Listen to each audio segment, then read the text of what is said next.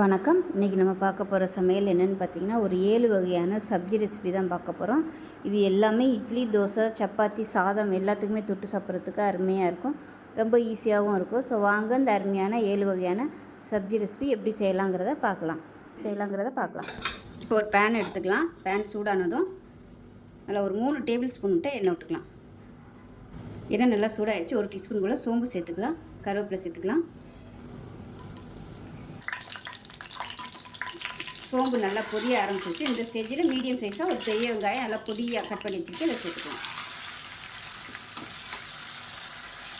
வெங்காயம் வதங்குறதுக்கு உப்பு சேர்த்துக்கலாம். பொடியாக நறுக்குனா 2 பச்சை மிளகாய் சேர்த்துக்கலாம். வெங்காயம் நல்லா வதங்கிடுச்சு. இதில் பார்த்தீங்கன்னா 2 சின்ன வெங்காயம், 3 பல் பூண்டு, சின்ன துண்டு இஞ்சி வச்சு நல்லா அரைச்சிருக்கேன். லைட்டாக தண்ணி ஊற்றி இப்போ அதை சேர்த்துக்கலாம். இதுவும் பச்சை வாசனை போக நல்லா வதக்கி விட்டுக்கலாம்.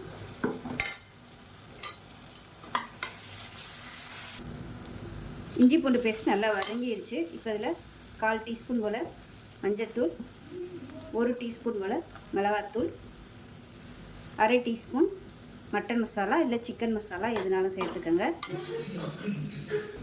தனியாத்தூள் 1/2 டீஸ்பூன், அது கூடவே 1/4 டீஸ்பூன் போல் கரம் மசாலா சேர்த்துக்கலாம்.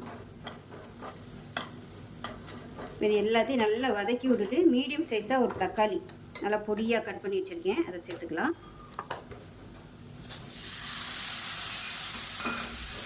தக்காளி நல்லா மசிஞ்சு வரட்டும், அந்தளவுக்கு வதக்கிக்கலாம். இப்போ இதில் இஞ்சி பூண்டு அரைச்ச மிக்சியில் கொஞ்சமாக தண்ணி ஊற்றி அலசி வச்சுருக்கேன். அந்த தண்ணி அப்படியே சேர்த்துக்கலாம். சேர்த்துட்டு நல்லா வதங்கட்டும். அந்த தண்ணி வந்து நல்லா வற்றி வரட்டும். இப்போ கிரேவி வந்து பக்கத்தில் நல்லா வதங்கிட்டு இருக்கு. இப்போ வந்து நம்ம ஒரு பொடி ரெடி பண்ணிக்கலாம். 1 டேபிள் ஸ்பூன் மிளகு, 1/2 டேபிள் ஸ்பூன் சீரகம், 1/4 டேபிள் ஸ்பூன் சோம்பு, அதே மாதிரி 1/4 டேபிள் ஸ்பூனுக்கும் கம்மியாக வரமல்லி, அதாவது கொத்தமல்லி. இது எல்லாத்தையும் நல்லா வறுத்துக்கலாம் வாசனை வர அளவுக்கு. கருவேப்பிலையில் சேர்த்துக்கலாம். நல்லா காஞ்சதை சேர்த்துக்கங்க. இது நல்லா வறுபடட்டும். வறுபட்டதுக்கப்புறமா ஆறுனதுக்கப்புறமா மிக்சியில் போட்டு பவுடராக பொடிச்சு எடுத்துக்கலாம். இது நல்லா வறுபட்டு பொரிய ஆரம்பிக்குது. அமர்த்திடலாம். மிக்ஸி ஜாரில் சேர்த்துட்டு பொடிச்சிட்டு பார்க்கலாம். தக்காளி நல்லா மசிஞ்சு வந்துருச்சு. இப்போ இந்த ஸ்டேஜில் ஒரு பேக்கெட் மஷ்ரூம் சேர்த்துக்கலாம். நல்லா பொடியாக கட் பண்ணிட்டு சேர்த்துருக்கேன். இப்போ இதையும் சேர்த்து நல்லா பரட்டி விட்டுக்கலாம். இப்போ பாருங்கள், எண்ணெயெல்லாம் பிரிஞ்சு சூப்பராக வந்துருச்சு, தொக்கு மாதிரி. இந்த ஸ்டேஜில் நம்ம வறுத்து வச்சுருக்கிற இந்த பொடியை சேர்த்துக்கலாம். இவ்வளோத்தையும் சேர்க்க வேணாம். இதில் வந்து நான் 1 டீஸ்பூன் போல் சேர்த்துக்கிறேன். அவ்வளோதான். இது வந்து இன்னும் 2 தடவைக்கு இந்த பொடியை வந்து நம்ம யூஸ் பண்ணிக்கலாம். அவ்வளோதான். நல்லா கிளறி விட்டுட்டு சிம்மில் விட்டுடலாம். நான் வந்து இன்றைக்கி மஷ்ரூம் எடுத்துருக்கேன். இதில் வந்து நீங்கள் சிக்கன் சேர்க்குறனாலும் சேர்த்துக்கலாம், பன்னீர் சேர்க்கலாம். எல்லாமே இதே மெத்தட் தான். சூப்பராக இருக்கும். அது கொஞ்சம் நல்லா அப்படியே ட்ரை ஆகி வரட்டும். கிரேவியாக வேணும்னு நினச்சிங்கன்னா கொஞ்சமாக தண்ணி சேர்த்து கொதிக்க விட்டுக்கோங்க. இப்போ பாருங்கள், நல்லா சுருண்டு ட்ரை ஆகிடுச்சு. இந்த ஸ்டேஜில் அமர்த்திடலாம். உப்பு செக் பண்ணி பார்த்துட்டு உப்பு சேர்த்துக்கோங்க. முதல்ல வந்து உப்பு நிறையா போட்டுற வேணாம். கடைசியாக கொத்தமல்லியில் சேர்த்துக்கலாம். சேர்த்துட்டு அமர்த்திக்கலாம். சூப்பரான காளான் மிளகு வறுவல் ரெடி ஆயிடுச்சு. சாம்பார் சாதம், ரசம் சாதத்துக்கு சூப்பராக இருக்கும். சாதத்தோடு பிசைஞ்சு சாப்பிட்றதுக்கு அருமையாக இருக்கும். சிக்கன் சாப்பிட்ற மாதிரியே இருக்கும் டேஸ்ட்டு. ஸோ இதே மாதிரி செஞ்சு பாருங்கள். செஞ்சு பார்த்துட்டு எப்படி வந்துச்சுங்கிறத சொல்லுங்கள். வீடியோ பிடிச்சிச்சின்னா லைக் பண்ணுங்கள், கமெண்ட் பண்ணுங்கள், சேனலை சப்ஸ்கிரைப் பண்ணுங்கள், பக்கத்தில் பெல் பட்டனை ப்ரெஸ் பண்ணுங்கள். நன்றி. கிரேவி எப்படி செய்யலாங்கிறத பார்க்கலாம். இப்போ ஒரு பேன் எடுத்துக்கலாம். இதில் 2 டேபிள் ஸ்பூன் பட்டர் சேர்த்துக்கலாம். இப்போ இதில் தேவையான அளவுக்கு எண்ணெய் சேர்த்துக்கலாம். நான் வந்து இன்றைக்கி ரீஃபைண்ட் ஆயில் தான் சேர்த்துருக்கேன். இதுக்கு பதிலாக நீங்கள் நெய் சேர்க்கறனாலும் கலந்து சேர்த்துக்கலாம். இப்போ எண்ணெய் நல்லா சூடாகிடுச்சு. 1 டீஸ்பூன் போல் சீரகம் சேர்த்துக்கலாம். அது கூடவே பொடியாக நறுக்குன பச்சை மிளகாய் ஒரு 3 சேர்த்துக்கலாம்.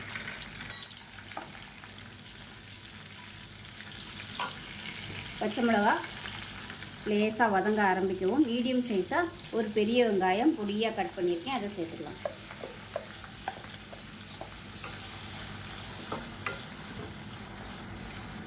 வெங்காயம் வதங்குறதுக்கு உப்பு சேர்த்துக்கலாம். இப்போ வெங்காயம் நல்லா வதங்கிடுச்சு. இதில் பார்த்திங்கன்னா 4 சின்ன வெங்காயம், நல்லா ஒரு 5 பல் பூண்டு, ஒரு 3 துண்டு இஞ்சி எல்லாம் சேர்த்து நல்லா நைஸாக அரைச்சி வச்சுருக்கேன். இதை சேர்த்துக்கலாம். வெறும் இஞ்சி பூண்டு சேர்த்தோம்னா நைஸாக அரைப்படாது. அதனால் எப்போயுமே நான் வந்து ஒரு 2 சின்ன வெங்காயம் சேர்த்துட்டோம்னா ஈஸியாக அரைப்பட்டுரும், டேஸ்ட்டும் நல்லாயிருக்கும். இப்போ இஞ்சி பூண்டு பேஸ்ட் நல்லா வதங்கிடுச்சு. இதில் வந்து 1 டேபிள் ஸ்பூன் அளவுக்கு மிளகாத்தூள் சேர்த்துக்கிறேன். காரத்துக்கு தகுந்த மாதிரி மிளகாத்தூள் சேர்த்துக்கோங்க. ஒரு 1/2 டேபிள் ஸ்பூன் கறி மசாலா தூள் இல்லை கரம் மசாலா எதுனாலும் சேர்த்துக்கலாம். 1/4 டேபிள் ஸ்பூன் மஞ்சள் தூள் சேர்த்துக்கலாம். தனியாத்தூள் ஒரு 1/2 டேபிள் ஸ்பூன் சேர்த்துக்கலாம். இப்போ இதில் ஒரு 2 தக்காளி, நல்ல பெரிய தக்காளியாக 2 தக்காளி 1 2 அடித்து வச்சுருக்கேன். ரொம்ப நைஸாக இல்லை, இதை சேர்த்துக்கலாம். ஏன்னா சப்பாத்திக்கு வச்சு சாப்பிடையில கொஞ்சம் கிரேவியாக இருந்தால் தான் நல்லாயிருக்கும். ஒரு 4 பேர் சாப்பிட்றதுக்கு இந்த மாதிரி அரைச்சி ஊற்றிட்டிங்கன்னா உங்களுக்கு கிரேவி நல்லா கிடைக்கும். அது நல்லா எண்ணெய் பிரிஞ்சு வதங்கட்டும். இப்போ பாருங்கள், தக்காளி ஓரளவுக்கு நல்லா வதங்கி எண்ணெய் பிரிய ஆரம்பிச்சிருச்சு. இந்த ஸ்டேஜில் ஒரு பாக்கெட் மஷ்ரூம் நல்லா க்ளீன் பண்ணிவிட்டு இந்த மாதிரி பொடியாக கட் பண்ணிக்கோங்க.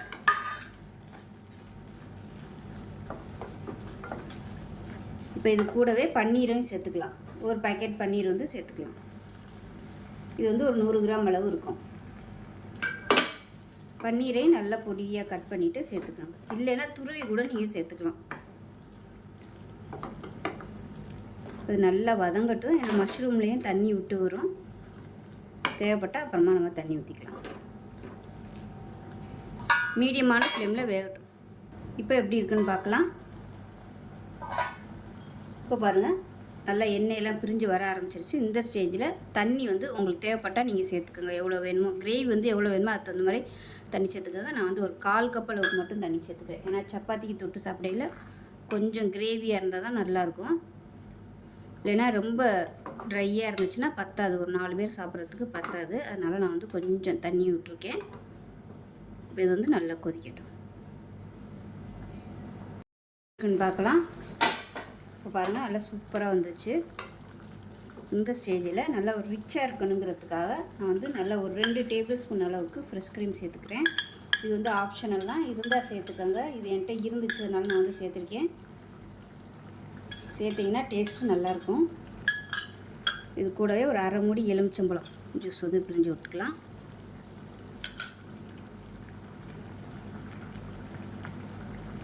சும்மா கொஞ்சமாக பிழிஞ்சு விட்டுட்டு கஸ்தூரி மெத்தி, அதாவது காய்ந்த வெந்தயக்கீரை, அது ஒரு டேபிள் ஸ்பூன் சேர்த்துக்கலாம்.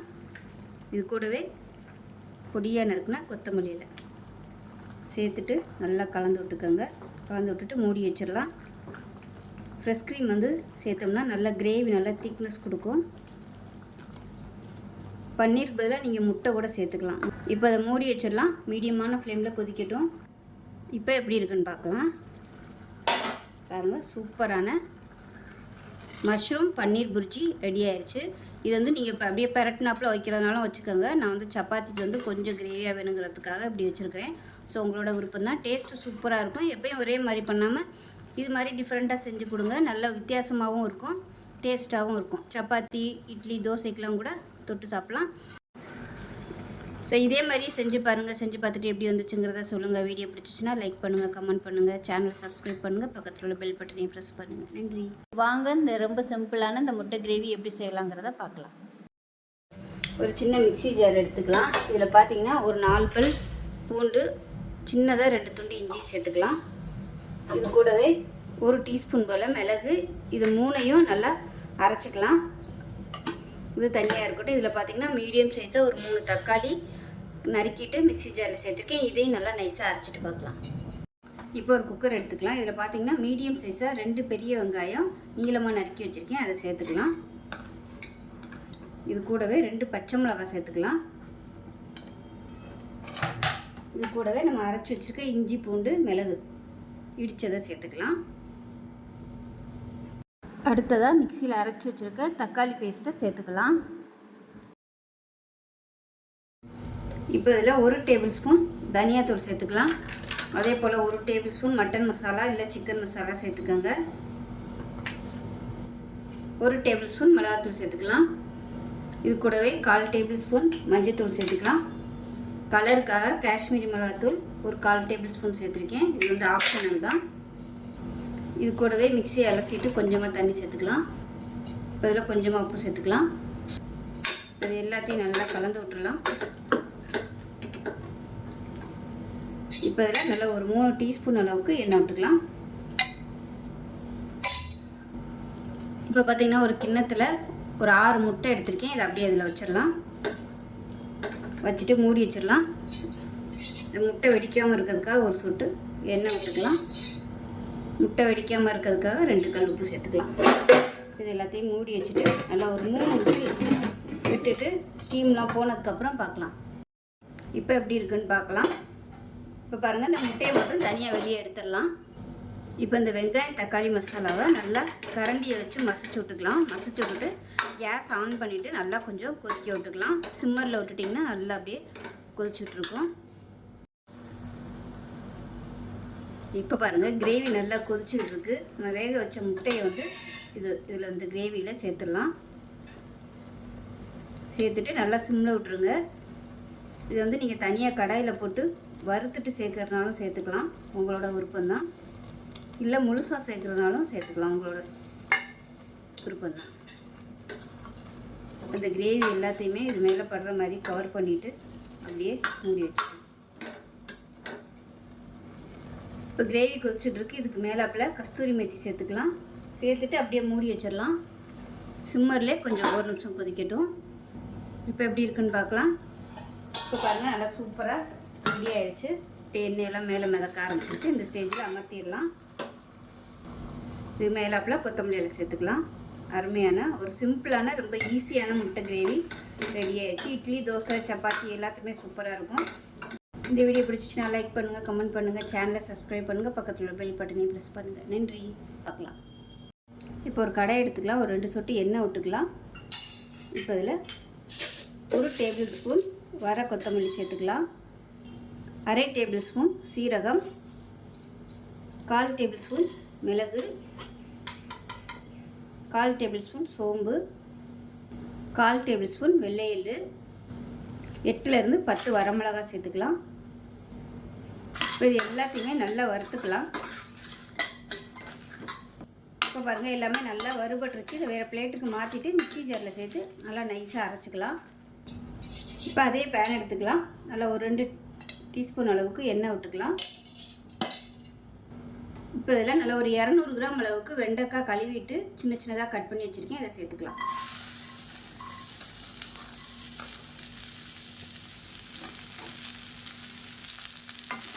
இதை நல்லா வதக்கி எடுத்துக்கலாம். இந்த வெண்டைக்காயில் கொஞ்சமாக மஞ்சள்தூள் சேர்த்துக்கலாம். அது கூடவே கொஞ்சமாக உப்பு சேர்த்துக்கலாம்.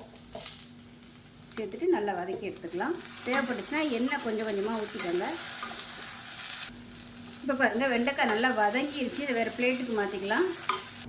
இப்போ அதே கடாயில் தேவையான அளவுக்கு எண்ணெய் விட்டுக்கலாம். ஃப்ளேவருக்காக மட்டும் சோம்பு சேர்த்துக்கலாம். சோம்பு நல்லா பொரிய ஆரம்பிச்சிருச்சு. மீடியம் சைஸாக ஒரு வெங்காயம் பொடியாக கட் பண்ணி வச்சுக்கலாம். இதை நல்லா வதக்கிக்கலாம். இதில் கருவேப்பிலையில் சேர்த்துக்கலாம். இப்போ இதில் கொஞ்சமாக ஒரு 1/4 டீஸ்பூன் போல் இஞ்சி பூண்டு பேஸ்ட் சேர்த்துக்கலாம். இஞ்சி பூண்டு பேஸ்ட்டு ஆப்ஷனல் தான். விருப்பம் இருந்தால் நீங்கள் சேர்த்துக்கோங்க, இல்லைன்னா ஒன்றும் பிரச்சனை இல்லை. இஞ்சி பூண்டு பேஸ்ட்டு பச்சை வாசனை போக வதக்கியாச்சு. இப்போ நம்ம அரைச்சி வச்சுருக்கிற இந்த பொடியை சேர்த்துக்கலாம். சேர்த்துட்டு லேசாக ஒரு பரட்டு விட்டுக்கலாம். இப்போ இதில் அரைச்சி வச்சுருக்க தக்காளி பேஸ்ட்டாக சேர்த்துக்கலாம். மீடியம் சைஸாக 2 தக்காளி எடுத்துக்கோங்க. பெருசாக இருந்தால் 1 எடுத்துக்கோங்க. இப்போ இது நல்லா வதங்கிடுச்சு. நல்லா எண்ணெய் பிரிய ஆரம்பிச்சிருச்சு. இந்த ஸ்டேஜில் வதக்கி வச்சுருக்க வெண்டைக்காயை சேர்த்துக்கலாம். இப்போ இந்த கிரேவிக்கு தேவையான உப்பு சேர்த்துக்கலாம். வெண்டைக்காய் வதக்கையில் உப்பு இருக்குது, நல்லா பார்த்துட்டு சேர்த்துக்கோங்க. அடுப்பு நல்லா மீடியத்தில் இருக்குது. இப்போ இதில் 1/4 டேபிள் ஸ்பூன் கறி மசாலா தூள் சேர்த்துக்கலாம். இல்லைன்னா கரம் மசாலா சேர்த்துக்கோங்க. இப்போ வெண்டைக்காய் நல்லா வதங்கிடுச்சு. இப்போ இந்த ஸ்டேஜில் இந்த மாதிரி நடுவில் ஓரமாக உடச்சி விட்டுட்டு 2 முட்டையை உடச்சி ஊற்றிக்கலாம். ஸோ 2 3 உங்களோட விருப்பம்தான். நான் இன்றைக்கி 2 முட்டை உடச்சி ஊற்றிருக்கேன்.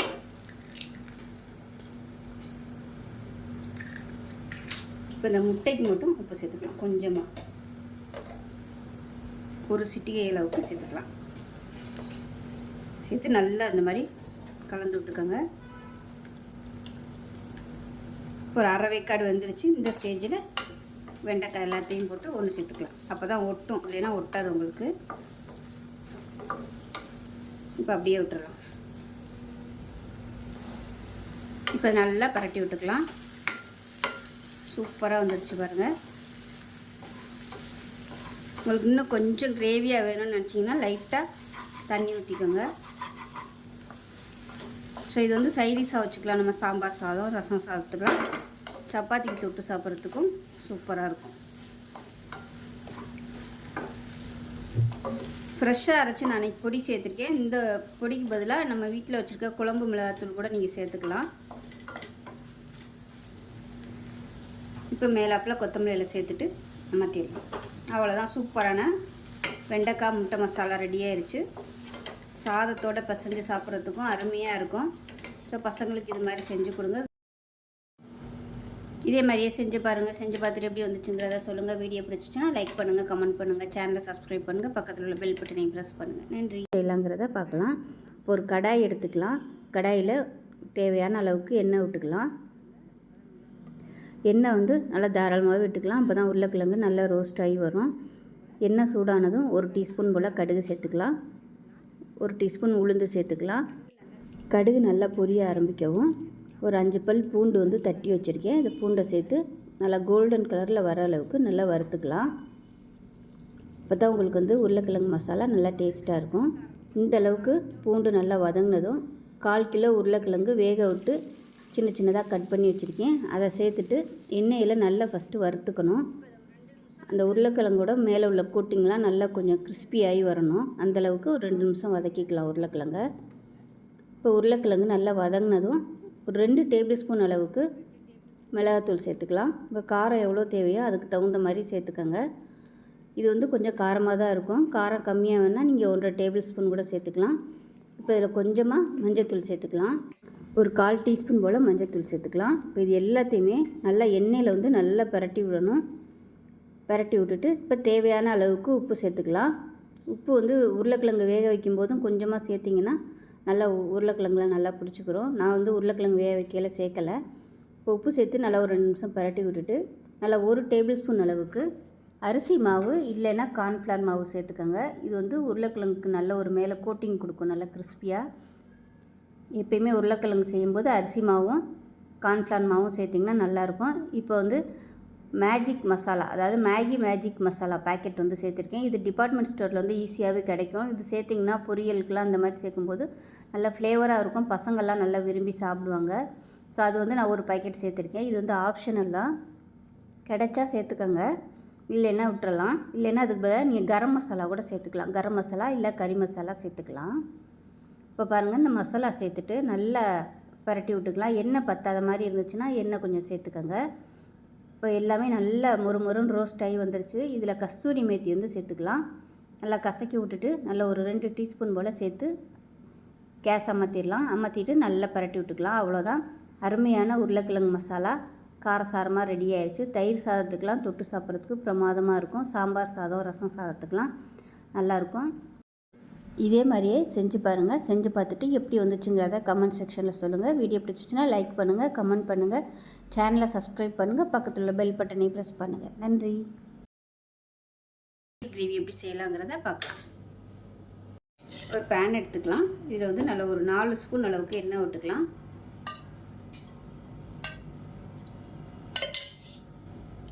எண்ணெய் ரொம்ப காய வேணாம், லேசான சூடு இருக்கும்போதே மிளகாத்தூள் சேர்த்துக்கலாம். ஒரு அரை டேபிள் ஸ்பூனுக்கு மிளகாத்தூள், ஒரு 1/4 டேபிள் ஸ்பூனுக்கு மஞ்சள்தூள் சேர்த்துக்கலாம். சேர்த்துட்டு அது கூடவே கொஞ்சமாக ஒரு 1/4 டேபிள் ஸ்பூனுக்கும் கம்மியாக உப்பு சேர்த்துக்கலாம். இதை நல்லா மிக்ஸ் பண்ணி விட்டுட்டு 150 கிராம் அளவுக்கு பன்னீர் எடுத்திருக்கேன். இப்போ இந்த பன்னீரை நல்லா கோல்டன் கலரில் எல்லா சைடும் வர மாதிரி போட்டு வறுத்து எடுத்துக்கலாம். மீடியமான ஃப்ளேம்லேயே வச்சுக்கோங்க. இப்போ பார்த்தீங்கன்னா பன்னீர் எல்லாத்தையும் வறுத்து எடுத்தாச்சு. இப்போ அதே கடாயில் இன்னும் கொஞ்சம் எண்ணெய் விட்டுக்கலாம். வெங்காயம் தக்காளி வதங்குற அளவுக்கு எண்ணெய் விட்டுக்கலாம்.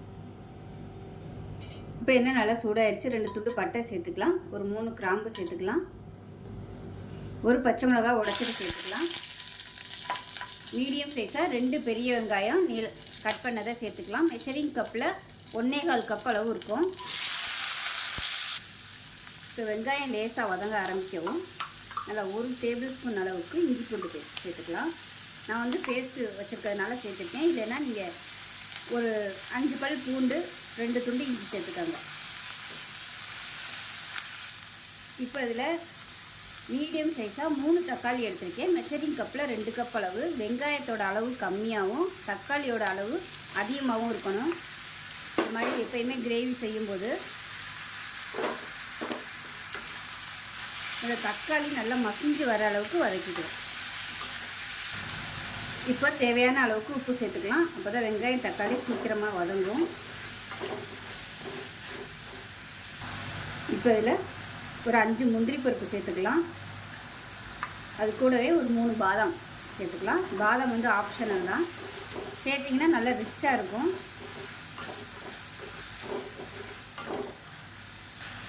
இப்போ பாருங்கள் தக்காளி ஓரளவுக்கு நல்லா வதங்கிருச்சு. 1.5 டேபிள் ஸ்பூன் மிளகாத்தூள், 1 டேபிள் ஸ்பூன் தனியாத்தூள், 1/4 டேபிள் ஸ்பூன் மஞ்சள்தூள். இப்போ இதில் 1/4 டேபிள் ஸ்பூன் சீரகத்தூள், அதே மாதிரி 1/4 டேபிள் ஸ்பூன் கலருக்காக காஷ்மீரி மிளகாத்தூள். இது எல்லாத்தையும் சேர்த்து நல்லா வதக்கிக்கலாம். இப்போ எல்லாமே நல்லா வதங்கிடுச்சு. இதில் 1 டேபிள் ஸ்பூன் கஸ்தூரி மேத்தி சேர்த்துக்கலாம். அதாவது காய்ந்த வெந்தயக்கீரை. எல்லாருமே லாஸ்ட்டாக சேர்ப்பாங்க, நான் வந்து இப்போவே சேர்த்துட்டேன். இதை அரைச்சி செய்யும்போது இன்னுமே டேஸ்ட்டு சூப்பராக இருக்கும். ஹோட்டல்ஸ்லாம் வந்து அரைச்சிடுவாங்க. இப்போ இது ஆறட்டும். கேஸ் அமர்த்திட்டேன். ஆறுனதுக்கப்புறம் நல்லா நைஸாக அரைச்சிட்டு பார்க்கலாம். இப்போ பாருங்கள் நல்லா நைஸாக அரைச்சாச்சு. இப்போ ஒரு பேன் எடுத்துக்கலாம். பேன் நல்லா சூடாகிடுச்சு. நல்லா இதில் ஒரு 3 டேபிள் ஸ்பூன் அளவுக்கு பட்டர் சேர்த்துக்கலாம். நல்லா மீடியமான ஃப்ளேமில் இருக்கட்டும். பட்டர் வந்து ரொம்ப கரையணும்னு அவசியம் இல்லை. இப்போ நம்ம அரைச்சி வச்சுருக்க இந்த மசாலா பேஸ்ட்டை அப்படியே இதில் சேர்த்துக்கலாம். சேர்த்துட்டு நல்லா கலந்து விட்டுக்கலாம். இப்போ மிக்ஸியை அலசிட்டு அப்படியே சேர்த்துக்கலாம். இப்போ கொதிச்சிட்ருக்கு. இதில் 1 டீஸ்பூன் போல் கிச்சன் கிங் மசாலா சேர்த்துக்கலாம். அப்படி இல்லைன்னா கறி மசாலா, அதுவும் இல்லைன்னா நீங்கள் கரம் மசாலா கூட சேர்த்துக்கலாம்.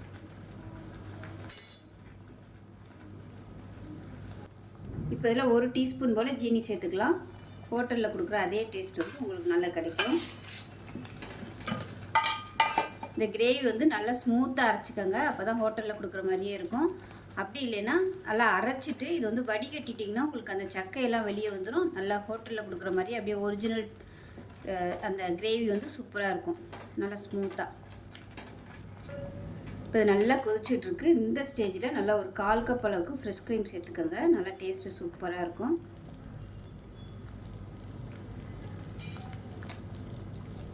இப்போ நல்லா மிக்ஸ் பண்ணி விட்டுக்கலாம்.